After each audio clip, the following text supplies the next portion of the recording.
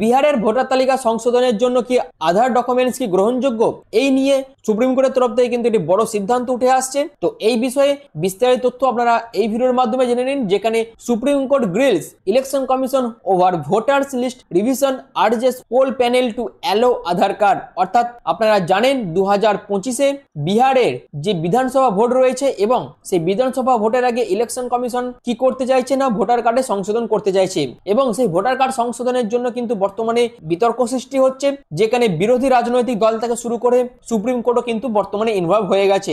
এবং কি কারণে সুপ্রিম কোর্ট এই পুরো বিষয়গুলোর মধ্যে ইনভলভ হচ্ছে এবং নিজেদের শর্তগুলো ইলেকশন কমিশনের উপর চাপিয়ে দিচ্ছে, সেই নিয়ে যাবতীয় যা যা রিপোর্ট আসছে সম্পূর্ণ রিপোর্ট আপনারা কিন্তু এই ভিডিওর মাধ্যমে পেয়ে যাবেন। তো hello everyone, welcome to online study YouTube channel. Online study YouTube চ্যানেলে আপনাদের সবাইকে স্বাগত।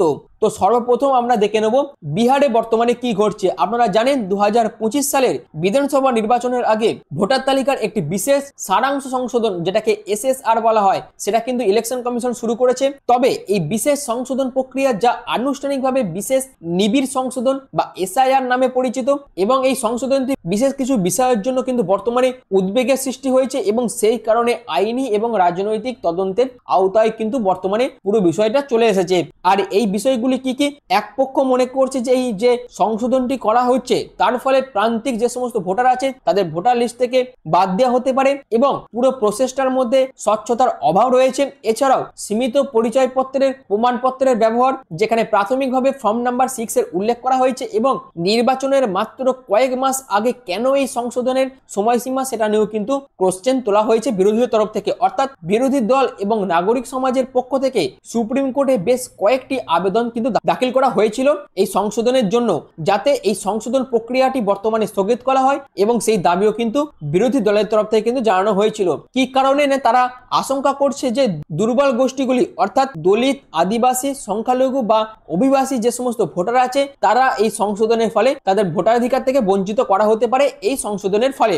এই হচ্ছে বর্তমান পরিস্থিতি বিহারের। অর্থাৎ যখন বিহারে এই ভোটার লিস্ট সংশোধন হচ্ছে তখন এক পক্ষ মনে করছে যে পুরো বিষয়টার ফলে ভোটার লিস্ট সংশোধন করা হবে এবং যারা যারা ভুতুরে ভোটার আছে বা যারা যারা ফলস ভোট দিয়ে থাকে তাদেরকে বাদ দেওয়া যাবে এবং স্বচ্ছ ভোট প্রক্রিয়া কিন্তু বিহারের মধ্যে করা যাবে। এই দিক বিবেচনা করে এক পক্ষ তাদের মতবাদ তুলে ধরছে, কিন্তু বেশিরভাগ ক্ষেত্রে বিরোধী বা অন্যান্য যে গোষ্ঠীগুলি আছে তারা মনে করছে যে এর ফলে যে প্রান্তিক ভোটাররা আছে তাদেরকে বাদ দেওয়া হতে পারে এবং দলিত থেকে শুরু করে, আদিবাসী থেকে শুরু করে, সংখ্যালঘু সমাজ থেকে শুরু করে অনেক মানুষই কিন্তু তাদের যে ভোটার অধিকার সেটা থেকে বঞ্চিত হতে পারে। আর এই নিয়েই বর্তমানে পিটিশন দাখিল করা হয়েছে। কারা এই পিটিশনটা দাখিল করেছে, যেখানে সুপ্রিম কোর্টের 10টিরও বেশি জনস্বার্থ মামলা অর্থাৎ PIL দায়ের করা হয়েছে এবং এই PILটি অর্থাৎ কারা কারা এই PILটির মধ্যে অন্তর্ভুক্ত রয়েছে, তাদের মধ্যে অ্যাসোসিয়েশন ফর ডেমোক্রেটিক রিফর্মস, যেটাকে ADR বলা হয়, এরা রয়েছে। এছাড়াও বিভিন্ন সরকারি কর্মচারী রয়েছে। এছাড়াও কংগ্রেস, RJD, অন্যান্য বিরোধী দলের রাজনৈতিক নেতারা কিন্তু এই পিটিশনটা দাখিল করেছে।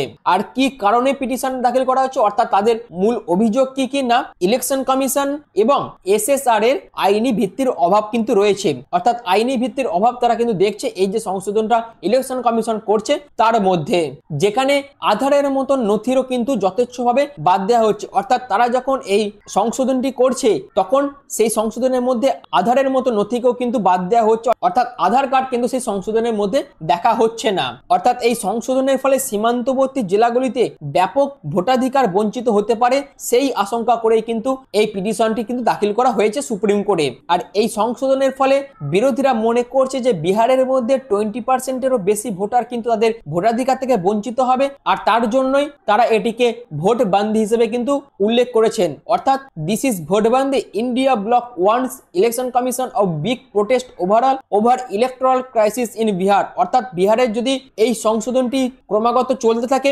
এবং তার ফলে যদি 20%-এরও বেশি ভোটার তাদের ভোটাধিকার থেকে যদি বঞ্চিত হয়, সেক্ষেত্রে ইন্ডিয়া ব্লকের তরফ থেকে অর্থাৎ ইন্ডিয়া জোটের তরফ থেকে এটিকে ভোট বান্দি বলে আখ্যায়িত করা হয়েছে এবং তারা তারা কিন্তু এই পুরো বিষয়টার উপর বৃহত্তর আন্দোলন করবে গোটা বিহার জুড়ে এবং তার পাশাপাশি গোটা ভারত জুড়ে। এই হচ্ছে ইন্ডিয়া জোটের বক্তব্য। এই নিয়ে আমি অলরেডি একটি ভিডিও বানিয়েছি, যারা যারা সেই ভিডিওটি দেখেননি তারা অবশ্যই চ্যানেলে ভিজিট করে ভিডিওটি দেখে নিতে পারেন এবং আমি কিন্তু আই বাটনে তার লিঙ্কও দিয়ে দেবো। এবার আসে এই এসএসআরটা কি। এসএসআরটা হলো জানুয়ারি মাসের স্বাভাবিক সময়সীমার বাইরে ভোটার তালিকার একটি কেন্দ্রীভূত আপডেট, যেখানে ভোটার কার্ডের এন্ট্রি অর্থাৎ অন্তর্ভুক্তি, মোছা, পরিবর্তনের মতন ক্ষেত্রগুলিকে লক্ষ্য করে ডেটা পুরনো বা ত্রুটিযুক্ত বলে সন্দেহ করা হয়। আর এই এসএসআর নিয়ে বর্তমানে বিতর্ক কেন, অর্থাৎ এসএসআর এখন বিতর্কিত কেন? কারণ কোন রকম ব্যাপক আলোচনা ছাড়াই এই এসএসআর বর্তমানে শুরু করা হয়েছে, যেখানে সমালোচকরা বলছেন এই এসএসআর এর ফলে প্রান্তিক যারা ভোটার বা দরিদ্র বা অভিবাসী ভোটারদের উপর অসামঞ্জস্যপূর্ণ প্রভাব ফেলবে এই এসএসআর করার ফলে। এছাড়াও কেউ কেউ অভিযোগ করেন যে এটি একটি নির্দিষ্ট ভোটারদের দমন করার একটি গোপন পদ্ধতি, অর্থাৎ এই এসএসআর আসার ফলে বা এসএসআর নিয়ে আসার ফলে এক শ্রেণীর ভোটারদের তাদের ভোটাধিকার থেকে বঞ্চিত করা হবে। সেই কারণকে উল্লেখ করেই কিন্তু বর্তমানে এই এসএসআর কে নিয়ে কিন্তু বিতর্ক সৃষ্টি হয়েছে। এবার আসি আবেদনকারীদের যুক্তি কি কি, যেখানে আবেদনকারীদের মধ্যে কারা কারা রয়েছেন। আবেদনকারীদের মধ্যে রয়েছেন আরজেডি, কংগ্রেস, সিপিআইএম, নাগরিক অধিকার গোষ্ঠীগুলির মধ্যে এএনএইচএডি বা এনএপিএম। এনাদের দাবি কি কি বা এনাদের যুক্তি কি, অর্থাৎ আবেদনকারীরা direct Election Commission of India কিন্তু দায়ী করেছে এই পুরো বিষয়টার জন্য, যেখানে তারা বলছে যে এই যে সংশোধনের প্রসেস সেটা একতরফা বা স্বেচ্ছাচারিতার কাজ করছে, আর এর ফলে নাগরিকত্ব যাচাইকরণ, এবং তারা যুক্তি দিচ্ছেন যে এই যে সংশোধন, এই সংশোধনটি প্রধানত নাগরিকত্ব যাচাইকরণ অর্থাৎ এনআরসি ইমপ্লিমেন্ট করার জন্য কিন্তু কৌশলগতভাবে ইলেকশন কমিশন অফ ইন্ডিয়া এই সংশোধনটি করছে। আর এই সংশোধনটি কিন্তু সাংবিধানিক কোনো আদেশ নয়, আর এর ফলে ব্যাপক ভোটাধিকার বঞ্চিত হওয়ার ঝুঁকিও কিন্তু রয়েছে। তো আবেদনকারীরা কিন্তু এই সমস্ত যুক্তি খাড়া করেছে, যেখানে আবেদনকারীরা স্বচ্ছতা এবং অন্তর্ভুক্তির জন্য সুপ্রিম কোর্টের আহ্বানকে স্বাগত জানিয়েছে, বিশেষ করে পরিচয়পত্রের নথিতে। অর্থাৎ এই যে সংশোধনটি ভোটার তালিকার উপর করা হচ্ছে সেখানে যাতে স্বচ্ছতা থাকে বা এই পুরো বিষয়টা যাতে সুপ্রিম কোর্টের অন্তর্ভুক্তির মধ্যে হয়ে থাকে বা সুপ্রিম কোর্ট যাতে পুরো বিষয়টার মধ্যে ইনভলভ হয়ে সুপ্রিম কোর্টের নির্দেশে যাতে এই পুরো সংশোধনটি ঘটে, সেই নিয়ে কিন্তু আবেদনকারীরা দাবি করেছে। এছাড়াও বিশেষ করে ভোটারদের পরিচয়পত্রের যে নথি সেই নিয়েও কিন্তু দাবি করা হয়েছে। এরপর আসে সুপ্রিম কোর্টের সিদ্ধান্ত বা মূল বিষয়বস্তুগুলি কি কি, যেখানে 10 জুলাই 2025 তারিখে বিচারপতি দীপঙ্কর দত্ত এবং সন্দীপ মেহতার দুই বিচারপতির বেঞ্চ একটি আদেশ জারি করেছেন, যেখানে এই প্রক্রিয়াটিতে কিন্তু কোনো বর্তমানে স্থগিতাদেশ তারা দেননি। অর্থাৎ supreme court election Commission of India কর্তৃক পরিচালিত বিশেষ যে নিবিড় সংশোধনী প্রক্রিয়া সেটাকে কিন্তু স্থগিত করতে অস্বীকৃতি জানায়, এবং কি কারণে না ভোটার তালিকা সংশোধন একটি গণতান্ত্রিক প্রক্রিয়া যা একটি সাংবিধানিক স্বাধীন সংস্থা অর্থাৎ ইসিআই দ্বারা পরিচালিত হয়, এবং আদালত এই কার্যকারিতার উপর কোনো রকম আদেশ জারি করবে না যদি না সেটির মধ্যে কোনো স্পষ্ট অবৈধতা থাকে। অর্থাৎ পুরো বিষয়টার মধ্যে যদি কোনো অবৈধতা না থেকে থাকে সেক্ষেত্রে সুপ্রিম কোর্ট অফ ইন্ডিয়া কিন্তু এই যে পুরো সংশোধনী প্রক্রিয়া তার মধ্যে হস্তক্ষেপ করবে না। যেখানে টাইমস অফ ইন্ডিয়াতে একটা রিপোর্ট উঠে আসছে, অর্থাৎ যেখানে বিহারের ভোটার লিস্ট সংশোধনের জন্য পুরো বিষয়টাকে সিটিজেনশিপ ইস্যু বলে এই রিপোর্টে উল্লেখ করা হয়েছে, এবং সুপ্রিম কোর্ট ইলেকশন কমিশনকে বলেছে এই পুরো বিষয়টাকে যেন এমএইচএ অর্থাৎ মিনিস্ট্রি অফ হোম অ্যাফেয়ার্স ডোমেনের মধ্যে যাতে নিয়ে আসে, সেই জন্য কিন্তু টাইমস অফ ইন্ডিয়াতে একটা রিপোর্টও উঠে এসেছে।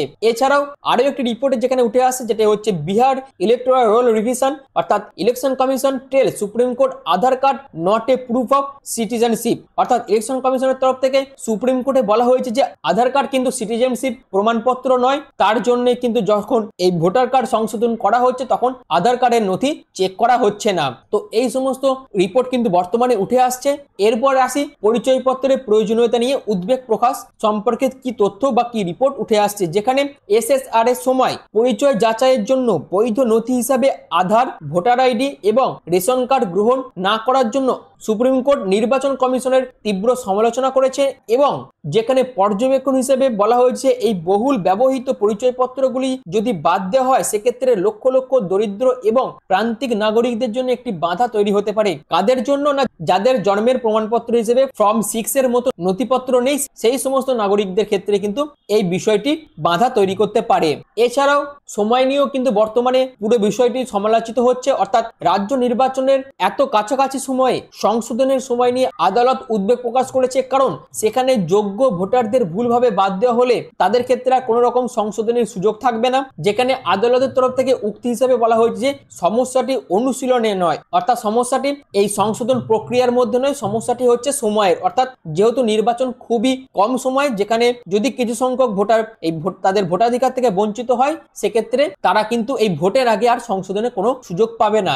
এছাড়াও ইলেকশন কমিশন অফ ইন্ডিয়াকে তার পদক্ষেপগুলিকে ন্যায্যতা প্রমাণের নির্দেশ দেওয়া হয়েছে, যেখানে আদালত নির্বাচন কমিশনকে 21 জুলাই 2025 মধ্যে একটি বিস্তারিত পাল্টা হলফনামা কিন্তু দাখিল করতে বলেছে, যার ব্যাখ্যাই হলো অর্থাৎ এসএআর পরিচালনার আইনি ভিত্তি কি রয়েছে, এছাড়াও নথি বা অন্তর্ভুক্তি বর্জনের মানদণ্ড এবং ভুলভাবে মুছে ফেলার বিরুদ্ধে কি কি সুরক্ষা এসএআর বা ইলেকশন কমিশন অফ ইন্ডিয়া নিচ্ছে, সেই বিষয়গুলিকে নিয়ে একটি পাল্টা হলফনামা কিন্তু দাখিল করতে বলা হয়েছে সুপ্রিম কোর্টের তরফ থেকে। এরপর আসি পরবর্তী শুনানি কবে রয়েছে না, পরবর্তী শুনানি 28 জুলাই। ইলেকশন কমিশন অফ ইন্ডিয়ার উত্তরের উপর ভিত্তি করে কিন্তু আদালত আবারও পুরো বিষয়টাকে পুনর্মূল্যায়ন করবে এবং প্রক্রিয়াটি বন্ধ করা হবে না সংশোধন করা হবে নাকি সম্পূর্ণরূপে এগিয়ে যাওয়ার অনুমতি দেওয়া হবে, সেই বিষয়ে আমরা পরবর্তী শুনানি যখন হবে তখনই আমরা জানতে পারবো। আর এই পুরো বিষয়গুলি নিয়ে বর্তমানে রাজনৈতিক প্রতিক্রিয়া কিন্তু উঠে আসছে, যেখানে বিজেপির তরফ থেকে অর্থাৎ কেন্দ্রে ক্ষমতাসীন দল হলো বিজেপি, যেখানে তাদের তরফ থেকে জানানো হয়েছে যে সংশোধনী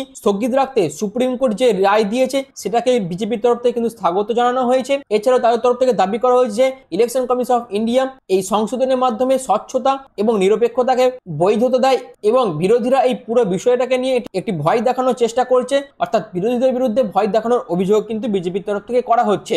এছাড়াও বিরোধী দল আরজেডি, কংগ্রেস, সিপিএম এর মতন রাজনৈতিক দলের প্রতিক্রিয়া কি উঠে আসছে, যেখানে আধার রেশন কার্ড অন্তর্ভুক্তির বিষয়ে আদালতের পরামর্শকে নৈতিক বিজয় হিসেবেই তারা দেখছে।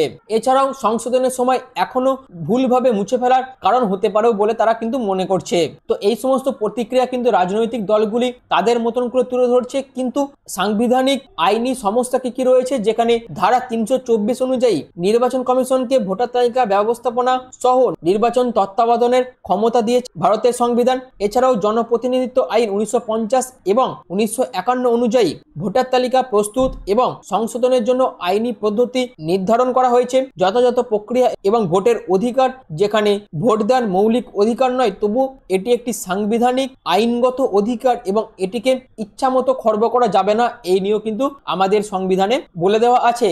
আর সুপ্রিম কোর্টের কি ভূমিকা থাকতে পারে এই পুরো বিষয়টা নিয়ে, যেখানে পদ্ধতিগত ন্যায্যতার বিচারিক পর্যালোচনা অবৈধতা না থাকলে সুপ্রিম কোর্ট নির্বাচন কমিশনের মূল ক্ষেত্রে কোনো রকম হস্তক্ষেপ করবে না। তো এই সমস্ত সাংবিধানিক প্রাসঙ্গিকতা কিন্তু রয়েছে, যেখানে পরবর্তী ধাপ কি হতে পারে না, 21 জুলাই নির্বাচন কমিশন অফ ইন্ডিয়া তাদের পদ্ধতি এবং পরিচয়পত্র বাদ দেওয়ার বিষয়ে আরো একটি হলফনামা জারি করবে। জুলাই 28 তারিখে ইলেকশন কমিশনের জবাবের ভিত্তিতে পরবর্তী শুনানি করবে সুপ্রিম কোর্ট এবং বিধানসভা নির্বাচনের আগে এসএআর বহাল থাকবে নাকি পরবর্তী বিষয়ে সেই বিষয়ে সম্ভবত চূড়ান্ত সিদ্ধান্ত নেবে সুপ্রিম কোর্ট। তো এই হচ্ছে পুরো বিষয়টা। তো এই বিষয়ে আপনাদের যদি কিছু মতবাদ থাকে সেক্ষেত্রে আপনারা অবশ্যই কমেন্ট সেকশনে আপনাদের মতবাদ তুলে ধরবেন। আর ভিডিওটি কেমন লাগলো অবশ্যই কমেন্ট সেকশনে মেনশন করবেন। তো ভিডিওটি এখনের মধ্যে এটুকুই। পুরো ভিডিওটি প্রথম থেকে শেষ পর্যন্ত দেখার জন্য আপনাদের অসংখ্য ধন্যবাদ।